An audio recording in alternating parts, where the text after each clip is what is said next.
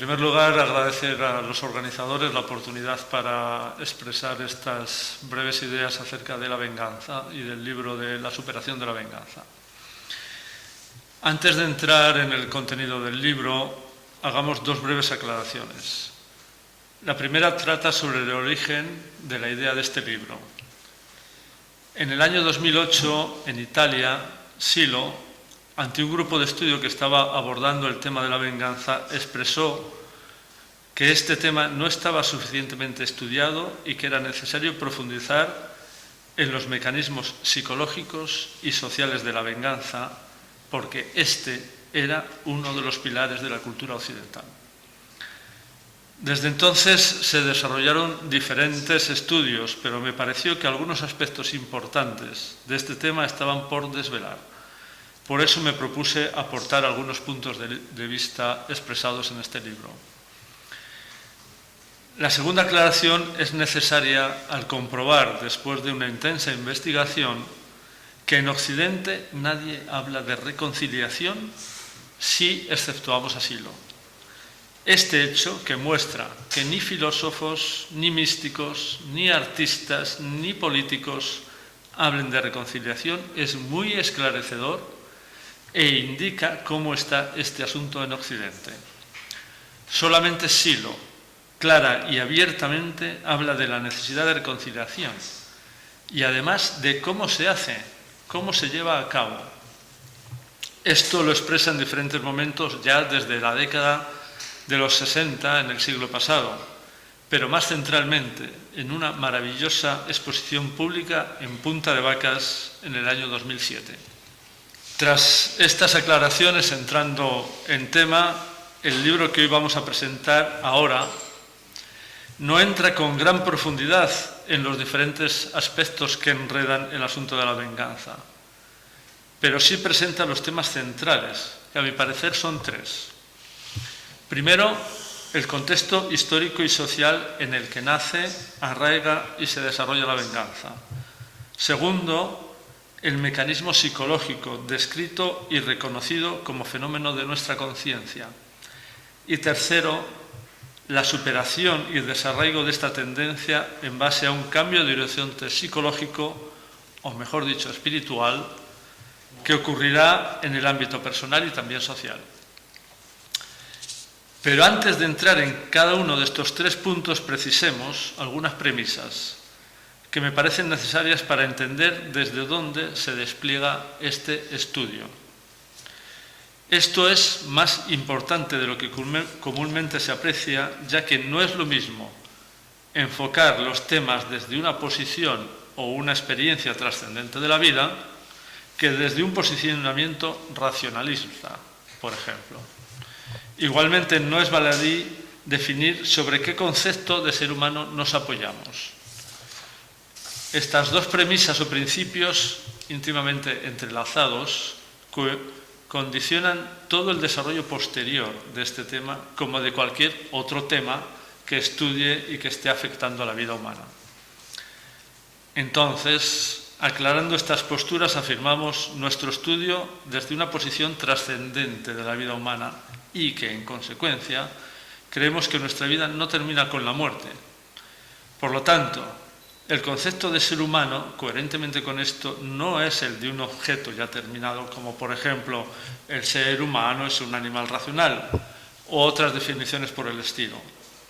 Para el autor del libro, el ser humano no está terminado, sino en desarrollo. No solo en el campo de las transformaciones sociales o los avances materiales, sino que también está en desarrollo en sí mismo, ya que está cambiando su cuerpo, transformándose física y mentalmente. Este cambiarse mentalmente tiene más consecuencias de las que se puede sospechar, porque no estamos apuntando a un cambio de objetos mentales, sino a un posible cambio de nivel mental, que se abre como posibilidad liberadora. Aclaradas estas condiciones o principios, entremos a perfilar el primero de los tres puntos: el contexto en el que vivimos y que es nutritivo para la venganza. Pero claro, Este contexto tiene una historia, viene de algún momento pasado. Presentándolo un tanto esquemáticamente, podríamos decir que hasta hace unos 10.000 años vivíamos en tribus nómadas en las que no había especialización de funciones, ni jerarquías, ni privilegios. En el Paleolítico Superior vivíamos un periodo más o menos pacífico, ya que disponíamos de los recursos naturales con la recolección y la caza, fabricábamos nuestras herramientas. Algunas decenas de miles de años antes ya habíamos aprendido a producir fuego, hecho fundamental que dio independencia y tranquilidad a los grupos humanos. Pero hace esos 10.000 años, la sociedad y la vida humana inició una transformación en la zona que se conoce como creciente fértil. Se aprendió a pastorear a los animales, nació la agricultura, también la cerámica y las primeras ciudades. Y todo esto produjo la posibilidad de almacenar alimento, tanto en grano como en rebaños de animales. Entonces surgieron pastores, agricultores, obreros manuales, guerreros, etc. O sea, aparecieron las especializaciones y las funciones sociales. Y hecho fundamental, también aparecieron las jerarquías. El ser humano inició la explotación del ser humano. ¿Cómo sabemos esto? Lo sabemos porque en los enterramientos del periodo nómada no había diferencias de clases. En cambio, en los enterramientos de los asentamientos y las protociudades encontramos enterramientos humildes y otros lujosos. Eso muestra muchas cosas. Y al poco de aparecer las construcciones de casas y poblados firmes, surgen las murallas. Esto nos enseña que había guerras y conflictos porque unos tendrían almacenes de alimentos y corrales de ganado y otros los deseaban. Y así se pusieron las bases de las dos primeras grandes civilizaciones que son los fundamentos de Occidente, Mesopotamia y Egipto. Existen otros dos grandes focos de civilización, uno es la India, en el amplio sentido, y otro China, que se encienden más o menos en el mismo periodo, pero con otras creencias y sensibilidades. En la India se cree en la vida como un periodo más de una larga cadena de vidas, o sea, se cree en la reencarnación.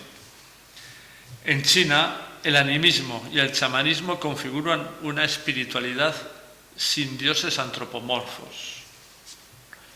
En Occidente, la forma en que se configuran las creencias y los dioses es fundamental para el desarrollo de la vida material cotidiana y es importante. De los dioses depende el éxito de nuestras vidas. En Occidente se instala la creencia de la victoria y el éxito sobre los demás gracias al apoyo de los dioses, que están de nuestro lado, o a los que pedimos que estén de nuestro lado.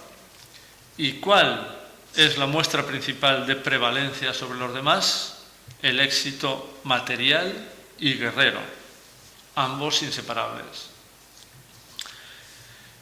Con esto que hemos expuesto hemos dicho ya muchas cosas. Se inicia la ambición a la escalada social, cosificando al ser humano en pos de ese objetivo. Se pone como máximo valor el éxito material, por lo tanto, la externalización de la actividad humana, alejándonos del íntimo contacto con nuestro interior. Esto crea como consecuencia una atmósfera social y unas creencias que alimentan la competitividad, el afán de victoria sobre los demás, el honor, el orgullo, la peraltación de la imagen de sí y la cultura del éxito. O sea esto a nivel personal, familiar o de nación. Todo esto configura una mirada negativa de nosotros mismos, un nihilismo y un pesimismo que pone como única esperanza el desarrollo material. Y en este caldo de cultivo, ¿cómo no va a crecer y desarrollarse una cultura de la venganza? Es un poco duro decirlo, pero la línea histórica de Occidente hacia el desarrollo material y racionalista ha configurado una cultura de la venganza, de la hipocresía y de la superficialidad. Tanto es así que los mitos en todas las religiones de Occidente, como hemos podido estudiar en profundidad, muestran la venganza, los dioses se vengan entre ellos y se vengan con el ser humano. Que los dioses se vengan significa que la venganza es un valor y un triunfo. Por otra parte, es cierto que en Occidente han surgido aportes históricos muy importantes como la democracia, la medicina, la ciencia, la filosofía y hasta una mística de nivel. Pero también hemos aprendido a ocultar nuestras intenciones, a falsear nuestros sentimientos, a mostrar una cara y hacer con la otra. Bueno, hemos recorrido con ligereza estos temas y quizá no se termina de comprender globalmente el asunto. Pero continuemos y presentemos otros aspectos que se relacionen con nuestro asunto. Quizás al final terminemos por comprender. Revisemos ahora el segundo punto, el mecanismo de la venganza. Primero maticemos que la venganza, desde aquel momento histórico del surgimiento de las ciudades hasta el momento actual, se ha ido civilizando. Podemos observar tres momentos. En el primero, la venganza era descontrolada y cuando un pueblo despertaba su venganza, arrasaba con los enemigos hasta el final sin supervivientes. Luego llegó el momento de controlar la venganza y surgió el Código de Hammurabi, que expresaba que en la venganza no se puede hacer cualquier barbaridad, sino actuar proporcionalmente. O sea, ojo por ojo, diente por diente, mano por mano, etc. Además, los mecanismos de venganza se sustraen al individuo y pasan a los jueces y al Estado, que con legislaciones acota la respuesta a dar. El tercer momento es cuando empieza a domesticarse la intención vengativa, disimulándola en petición de justicia. Ya no se exige venganza, sino que se pide justicia, pero en el fondo es lo mismo. Eso sí, hemos avanzado en sensibilidad porque nos parece que venganza es algo muy bruto. Esta explicación es importante porque muchos creen que la venganza está superada por la justicia, pero veremos que no es así. En cuanto al mecanismo de la venganza, podemos describirlo de esta manera. Cuando siento o imagino un agravio a mi imagen, cuando mis propiedades son perjudicadas, cuando mis seres queridos dañados, cuando mi futuro se rompe por una intención ajena, salta en mí el afán de venganza. Desde ese momento me afirmaré en la gravedad de la agresión y de los daños, ¿sí?, en la injusticia de la situación, y airearé sin límite la intención maliciosa del culpable. Se exigirá una compensación que solo quedará satisfecha cuando el culpable sufra merecidamente en proporción al sufrimiento causado, porque creemos que hacer sufrir al que nos hizo sufrir compensa la situación. Esto es un poco increíble, pero es lo que creemos. Hagamos un esfuerzo por recordar una situación en la que mentalmente hayamos deseado mal al que nos hizo mal. Seamos valientes y miremos con honradez qué nos pasaba por la cabeza. Nos sentimos mal por el daño recibido, sintiendo una injusticia enorme, y no podemos concebir que esto pueda quedar así. En esta situación no hay ni reflexión ni reversibilidad. Toda la energía está puesta en airear y afirmar la maldad de quien nos hizo daño. Y esta tensión interna debe descargarse sobre el culpable, debe sufrir, debe pagar con su sufrimiento. Desde luego hay gradaciones entre situaciones más sutiles y otras más brutas, pero en definitivo, mi malestar, que se va a transformar en rencor y resentimiento, mientras no se descargue sobre el culpable, no voy a descansar. En esta situación, nuestra conciencia, que es reflejo de la cultura, arma un montón de justificaciones. Tengo derecho, por el daño recibido, a una compensación, a que el culpable sufra. No pueden quedar impunes quienes van haciendo mal a otros. Todo mi esfuerzo ha sido arruinado y no tiene sentido que cualquiera arruine todo el trabajo. Ese que va haciendo daño a otros no merece mi relación ni el éxito en las relaciones, etcétera, etcétera. Pero esto no son más que armados justificativos. En verdad, lo que se quiere en el fondo es descargar la tensión y el malestar sobre el culpable. Y si las circunstancias me lo impiden, quedaré resentido y además buscaré un chivo expiatorio sobre el que descargar las culpas. Por esto decimos que la venganza no es más que una catarsis ante la no aceptación de la situación, ante la no aceptación de los daños recibidos. No se puede entender que la situación vivida pueda ser una prueba para mejorarme o un accidente de la vida. Pensar así no encaja en nuestra forma cultural. Aquí siempre se piensa en la culpabilidad y en la injusticia ante los acontecimientos. En síntesis, el mecanismo de la venganza tiene 4 momentos. Primero, una determinada intención, reconocida o no, que se quiebra o está en peligro. Al quebrarse se siente como una agresión, sea esta real o imaginada.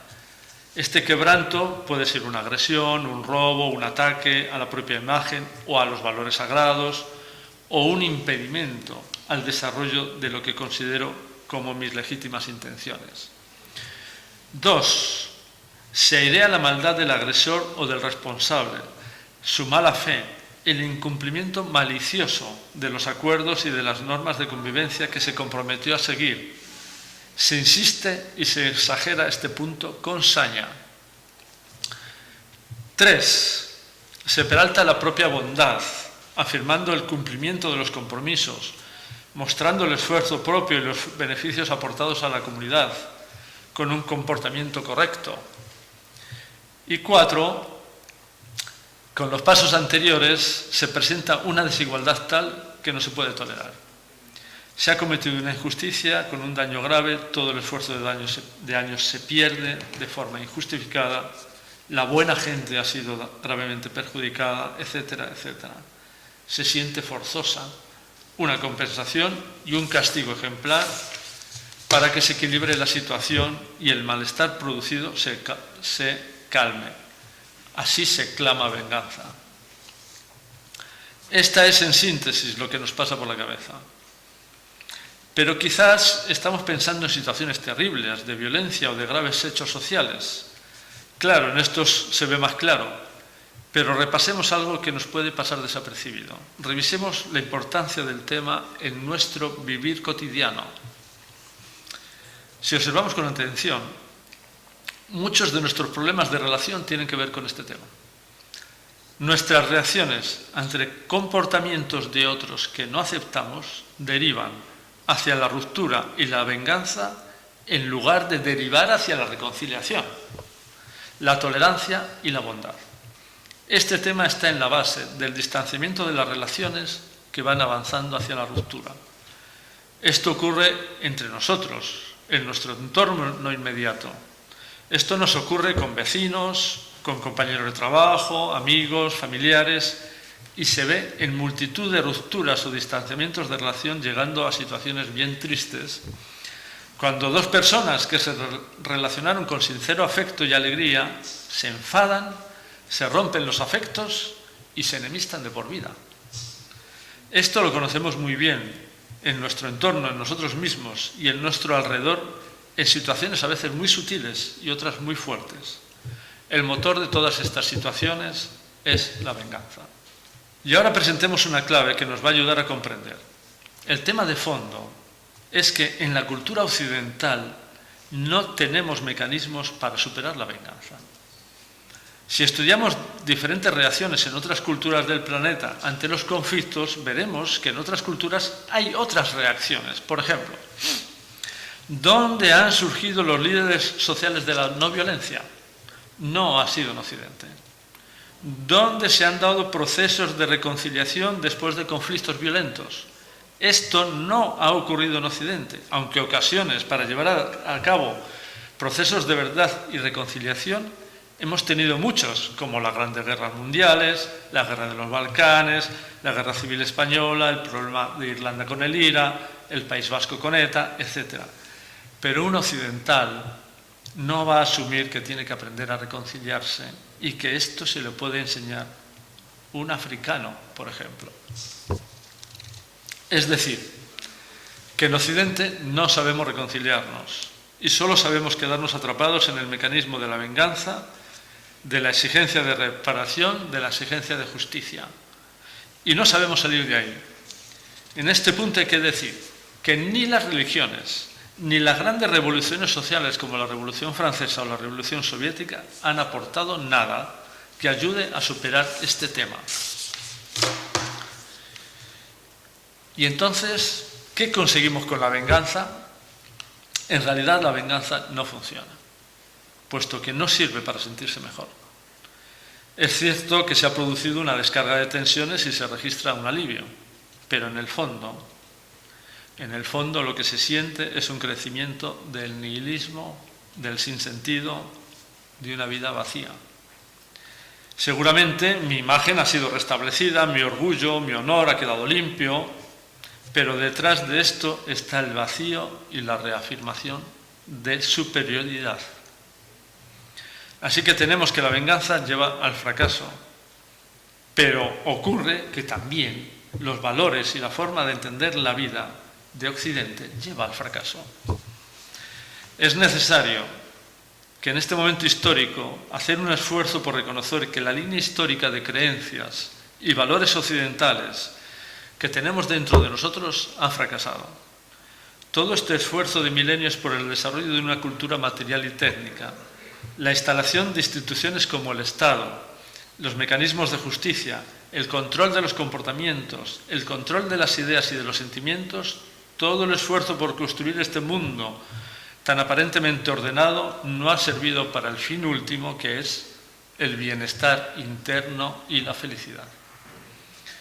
Nadie puede sostener con seriedad que las personas en Occidente sean más felices, tengan más paz interna que las de cualquier otra cultura. Lo que sí se puede defender es que en este preciso momento histórico han tenido éxito material y dominan económicamente y militarmente el planeta. Pero nada más que esto. Tener el éxito no es ser más felices, ni estar con más bienestar interno. La paz interna, la felicidad vienen de otro lado, no por el éxito material ni por la prevalencia sobre los demás. Este es el fracaso de los valores y las creencias occidentales. Solo hace falta viajar un poco o estudiar un poco para ver que en la India, en China o en el Congo, por ejemplo, no son más infelices que nosotros. Sobre el tema de la felicidad o el sufrimiento, el hombre occidental ha avanzado muy poco en los últimos 10.000 años. No podemos confundir el avance material con este tema. Desde luego que el avance material ayuda principalmente a superar el dolor, pero el sufrimiento es otro tema. Y si somos capaces de mirar desapegadamente el tema de la venganza, veremos que no funciona, no sirve para resolver los problemas. La venganza aumenta el sufrimiento, no lo supera. La venganza es un desastre para todos, también para aquel que queda encadenado en su afán de justicia o venganza. También es un desastre para él, aunque se haya hecho justicia o efectuado venganza, porque no volverá a él la alegría de vivir, aunque se cumpla la venganza. Bien, ahora entendemos un poco más todo esto que tenemos encima, la pesada forma de ver el mundo en la que parece que estamos atrapados en Occidente. Aquí entramos en el tercer punto. ¿Cómo se sale de aquí? ¿Cómo se disuelve esta madeja? Aquí hay dos niveles. El primero es cómo evito la venganza y el segundo es cómo salgo de esta forma de ver el mundo que alimenta la venganza. Las salidas de ambas están muy relacionadas porque van en la misma dirección. Respecto de la primera, la venganza se evita únicamente con la reconciliación. Y esto hay que aprenderlo, porque hay que decirlo una vez más, en Occidente no sabemos reconciliarnos. No tenemos experiencias sociales o personales de reconciliación en nuestra cultura. No hay cuentos, mitos, relatos, historias de reconciliación. No las hay. A los niños no se les cuentan de pequeños cuentos de reconciliación. De héroes, vengadores y justicieros, sí, montones de ellos. Reconciliarnos nos parece ceder cosas al otro, nos parece una debilidad, nos parece un abandono de nuestras legítimas reclamaciones. pero aceptemos esto, no hay otra salida que la reconciliación. La dificultad de la reconciliación está en poner en duda lo que pasó. Aquel que busca venganza o se quedó resentido con lo que pasó no va a consentir que se defienda una versión diferente de lo que pasó. Se va a agarrar con todo su empeño a su versión. Pero la reconciliación discute esto, relativiza esto, muestra lo que ocurrió desde diferentes puntos de vista. Este es un punto difícil. Normalmente nos cuesta un gran esfuerzo aceptar otras versiones de lo sucedido. Si observamos a alguien en el momento de exigencia de venganza o justicia, observaremos que en el relato de los hechos es indiscutible para él, como es indiscutible también la intención torcida y malvada del culpable. Discutir eso debilita su venganza o su afán de justicia. Porque si se discute la intención del culpable, quizá el afán de justicia pierde fuerza, pierde sentido. Si resulta que el culpable es un ser humano con sus alegrías y tristezas, sus frustraciones y sentimientos, sus momentos buenos y malos, mi venganza se desactiva porque estoy humanizando al culpable. Y si pongo esa mirada humanizadora, queda desarmada mi venganza. Por eso nos resistimos a quitar al culpable la mala intención. Así lo expresó Silo en Punta de Vacas en el 2007. Él dice, en esa alocución pública: cuando llegamos a comprender que en nuestro interior no habita un enemigo, sino un ser lleno de esperanzas y fracasos, un ser en el que vemos en corta sucesión de imágenes momentos hermosos de plenitud y momentos de frustración y resentimiento, cuando llegamos a comprender que nuestro enemigo es un ser que también vivió momentos con esperanzas y fracasos, un ser en el que hubo hermosos momentos de plenitud y momentos de frustración y resentimiento, estaremos poniendo una mirada humanizadora sobre la piel de la monstruosidad. Es este cambio de enfoque el que lleva a la reconciliación, que, como también dice Silo, no surge espontáneamente, sino que requiere una gran comprensión. Con esto estamos mostrando la salida a la primera cuestión de cómo evitar la venganza. Ahora nos queda la segunda, que es cómo salgo de esta forma de ver el mundo que alimenta la venganza, de esta atmósfera mental contaminada en la que la venganza florece. Ya anteriormente hemos dado un paso para desbloquear esta situación, que es el reconocimiento del fracaso de los valores de Occidente, de la línea histórica de Occidente que no ha resultado para hacernos más felices. Repetimos que nosotros no somos más felices que hace 2000 años, ni somos más felices que los sudafricanos, los hindús, los japoneses como ejemplo. Ese reconocimiento de que nuestra forma de entender el mundo no nos hace felices y este fracaso de nuestras ilusiones nos permite una mirada diferente. Este es un paso imprescindible, pero no suficiente. Ahora debemos dar otro paso más que nos haga ver la necesidad de una vida con unos valores más humanos y espirituales. Para entender esto, pongamos un ejemplo de una gran claridad. Podríamos comparar las creencias y los valores de las personas vengativas con aquellos que en situaciones similares evitaron la venganza. ¿Por qué unos se vengaron y otros no se vengaron en situaciones similares? Observamos que quienes tienen unos valores y unas creencias materialistas, superficiales, egoístas, quienes son muy competitivos o ambiciosos, son más vengativos. Aquellos que tienen unos valores humanos, una mayor bondad o un sentimiento espiritual de la vida, no se dejan arrastrar por el afán de la venganza o se resisten a ejecutar la venganza. Estos no son valores absolutos, pero sí tendencias muy claras, y este es un indicador muy claro de la raíz del tema. Aquí está el nudo de la cuestión. Entonces podemos afirmar: búsqueda de mayores valores humanos y espirituales, una profundización en el sentido de la vida y en el sentido de lo que va más allá de la vida, un deseo de encontrarnos con lo sagrado y lo trascendente en nuestro interior. Nos transforma, construyendo un nuevo paisaje mental en donde la venganza tendrá cada vez menos lugar hasta desaparecer, porque no estarán presentes los valores y las creencias que alimentan la venganza, sino otros que nutren una vida sencilla en la que crece la bondad, el espíritu y el sentido de la vida. Y además podemos afirmar que este cambio de atmósfera ya está ocurriendo en el mundo actual y aunque tímida y desigualmente, me parece que avanza hacia el despertar de una nueva espiritualidad, de un nuevo valor del ser humano y de un nuevo valor de nuestra vida. Nada más, espero que les haya gustado. Muchas gracias.